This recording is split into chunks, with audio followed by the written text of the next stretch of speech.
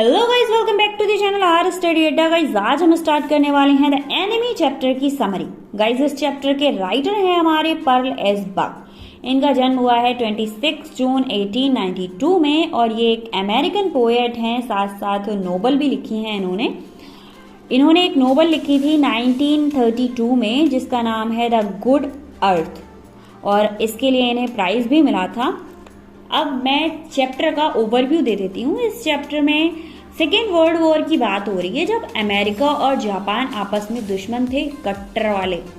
अब उस टाइम पे एक जापानी डॉक्टर के घर के सामने, जो कि उसका घर समुद्र के सामने था, उसके घर के सामने एक अमेरिकन सैनिक आता है समुद्र के बहाव के साथ और वो सैनिक बहुत ज़्यादा जख्मी हालत में है। अब क्योंकि जापानी डॉक्टर का कर्तव्य बनता है उसका इलाज करना, तो वो क्या करेगा, उसका इलाज करेगा या फिर उसको वहीं पर छोड़ देगा, देखते हैं चैप्टर में। तो आइए फटाफट से स्टार्ट करते हैं चैप्टर। गाइस डॉक्टर सदायो और उनकी वाइफ हाना अपने घर के बाहर खड़े हुए थे कि तभी वो देखते हैं कि समुद्र से अचानक से एक जापानी सैनिक आकर आता है और वो अपने घुटनों के बल चल रहा था, वो चल भी नहीं पा रहा था और उन्हें लगा ऐसी सिचुएशन में वो कितने आगे तक चल पाएगा।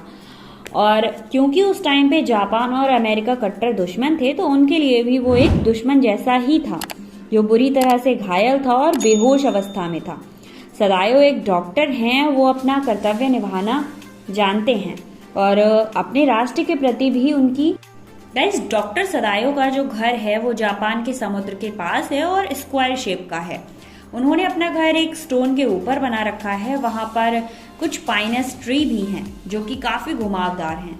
अब इन्होंने स्टोन के ऊपर इसलिए बना रखा है क्योंकि समुद्र की लहरें उनके घर को बहा कर ना ले जाएं, इसलिए उन्होंने अपना घर स्टोन के ऊपर बनाया।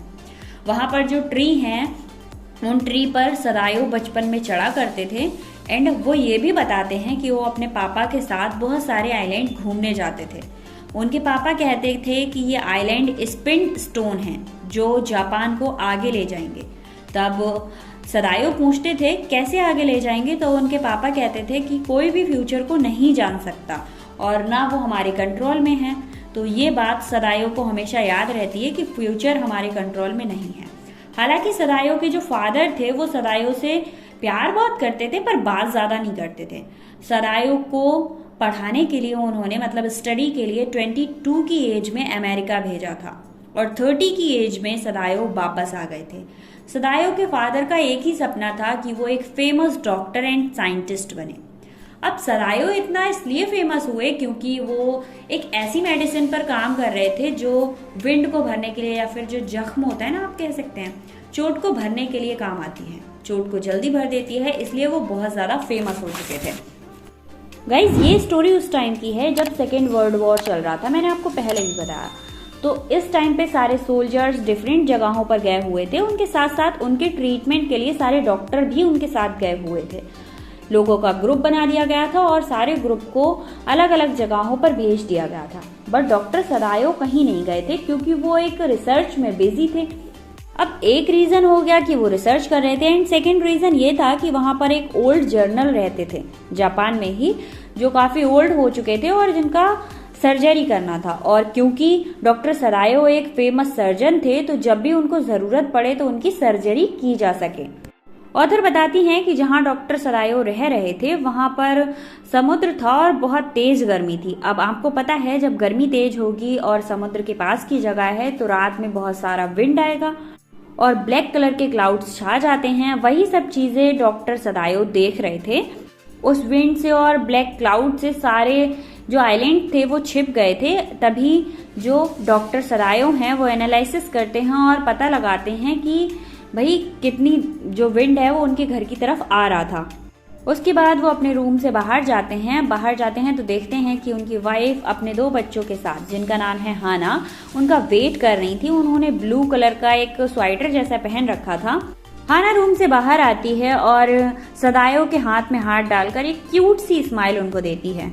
अब डॉक्टर सदायो बताते हैं कि वो हाना से मिले कैसे थे। वो बताना शुरू करते हैं कि जब वो अमेरिका गए थे वहीं पर हाना से मिले थे और ऐसा नहीं है कि उन्होंने फटाफट से लव किया एंड मैरिज कर ली। पहले उन्होंने हाना के बारे में सब कुछ पता किया था क्योंकि डॉक्टर सदायो जानते थे कि उनके फादर कभी भी अदर कास्ट की लड़की को एक्सेप्ट नहीं करेंगे। तो उन्होंने पहले जान लिया था कि हाना जापानीज है या नहीं। साथ ही साथ डॉक्टर सदायो कहते हैं कि वो बहुत ज्यादा लकी हैं कि हाना उनकी लाइफ में है।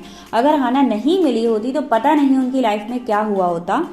वो बताते हैं कि वो हाना से एक अमेरिकन प्रोफेसर के घर पर मिले थे और अमेरिकन प्रोफेसर की जो वाइफ थी वो काफी काइंड थी। अमेरिकन प्रोफेसर और उनकी वाइफ हमेशा चाहती थी कि फॉरेन कंट्री से जो लोग आते हैं, जो स्टूडेंट्स आते हैं, उनके लिए वो कुछ ना कुछ करें। डॉक्टर सदायो वो हाना से कहते हैं कि मैं जिस दिन तुमसे मिला उस दिन प्रोफेसर के घर नहीं जाने वाला था, क्योंकि उनकी वाइफ का बिहेवियर थोड़ा अलग है एंड उनका रूम काफी छोटा है, तो मैंने सोचा नहीं जाऊंगा, बट मैं गया और तुमसे मेरी मुलाकात हो गई। हाना एक न्यू स्टूडेंट थी एंड हाना से मिलने के बाद डॉक्टर सदायो ने सोचा कि अगर वो जापानीज होगी फिर ही वो उससे लव करेंगे, वरना नहीं करेंगे, क्योंकि उनके फादर को ये चीज एक्सेप्ट नहीं थी। बट प्रेजेंट में डॉक्टर सदायो जब उनकी वाइफ उनका हाथ पकड़े हुए हैं तो उनको बहुत ज्यादा अच्छी फीलिंग आ रही है एंड अभी उनके 2 बच्चे भी हैं, फिर भी वो एक दूसरे से बहुत ज्यादा प्यार करते हैं। गाइस, इसके बाद ऑथर बताती हैं कि हाना और सदायो ने यूं ही शादी नहीं कर ली थी। पहले उन्होंने अपनी स्टडी कंप्लीट की थी, फिर सदायो अपने घर आए थे, फिर हाना को साथ लेकर आए थे, परमिशन ली थी एंड पुराने जापानीज तरीके से ही शादी की गई थी। भाई रोमांटिक सिचुएशन आ चुकी है और हाना इस टाइम पर सदायो के फेस पर हाथ रख ही रही थी कि तभी एक सामने से जो विंड जैसा था उसमें से एक आदमी आ रहा होता है। आपको पता है वो कौन था और कहां से आ रहा था? एक्चुअली वो समुद्र से निकल कर आ रहा था और विंड के कारण उसका फेस एंड बॉडी क्लियर नहीं हो रही थी, बस उसकी शेडो जैसी दिखाई दे रही थी। वो एक अमेरिकन सिपाही था और बहुत बुरी हालत में था, जख्मी था। वो अपने हाथ और पैरों से ठीक तरह से चल भी नहीं पा रहा था, बेहोश हालत में था। गाइज, वो एक यंग लड़का था, उसकी एज ज्यादा नहीं थी एंड लंबे लंबे बाल थे। उनका फेस देखकर ऐसा लग रहा था कि इसे काफी ज्यादा टॉर्चर किया गया है। उस इंसान के गोल्डन कलर के हेयर थे एंड लंबी लंबी शेविंग थी, क्योंकि उसने काफी टाइम से शेविंग क्लियर नहीं की थी, क्लीन नहीं की थी, सॉरी। एंड फिर डॉक्टर सदायो एक सर्जन थे, तो उन्हें पता चल जाता है कि उसकी बॉडी में जरूर कोई हुंड है, और हुंड का मतलब कोई भी जख्म है। और फिर जब वो चेक करते हैं तो उसके बैक पार्ट पर बहुत ज्यादा चोटें लगी हुई थी, और वो चोट नहीं थी, वहां पर गोली लगी हुई थी। गोली के जख्म पर पत्थर लगने की वजह से वो और ज्यादा गहरा हो गया था।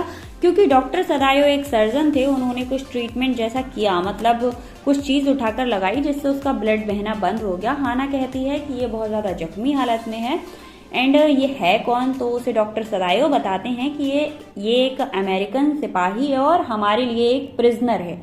मतलब जो लोग दूसरे देश में आ जाते हैं, दूसरे देश में सिपाही, तो जब पुलिस उन्हें पकड़ लेती है तो वो हमारे लिए एक प्रिजनर ही होते हैं।